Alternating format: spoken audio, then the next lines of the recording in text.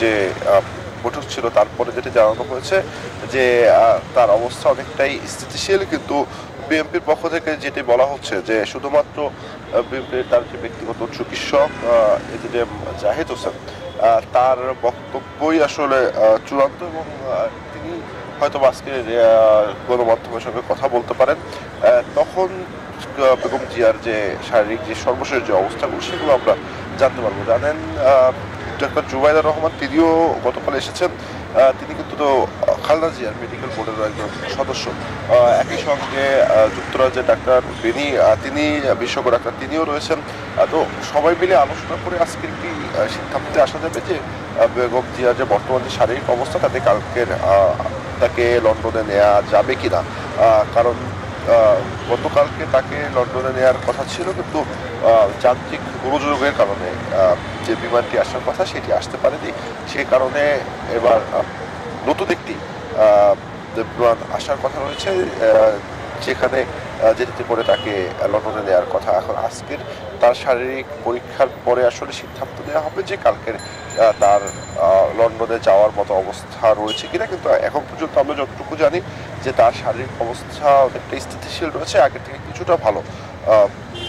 তো বলা যায় যে যদি সবকিছু ঠিকঠাক থাকে তাহলে আগামীকাল তিনি লন্ডনে যাবেন। এখন দেখার বিষয় যে বিএনপির পক্ষ থেকে আনুষ্ঠানিক একটি বক্তব্য হয়তো আজকের দেয়া হবে দুপুরের দিকে, তখন আরো পরিষ্কারভাবে বোঝা যাবে যে বেগম জিয়ার শারীরিক অবস্থা এখন কি অবস্থা, এবং আগামীকাল যেটি আশা করা হচ্ছে যে তিনি লন্ডনে চিকিৎসার জন্য যেতে পারছেন কিনা। এবং দেখতে পাচ্ছেন যে আজকেরও কিন্তু নিরাপত্তার যে কড়াকড়ি সেটি রয়েছে। পুলিশ সদস্যদের পাশাপাশি বিজিবি সদস্যদেরও দেখতে পাচ্ছি, এবং একই সঙ্গে নেতা কর্মীরাও কিন্তু আসছেন।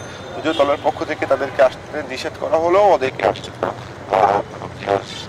অবস্থানে কয়েকদিন ধরেই এই রয়েছে। তিনি অসুস্থ হওয়ার পর থেকে নেতা কর্মীদের থেকে শুরু করে দেশবাসীর মধ্যেই সবাই দোয়া, গতকালও সারা দেশব্যাপী মসজিদগুলোতে তার জন্য দোয়া করা হয়েছে।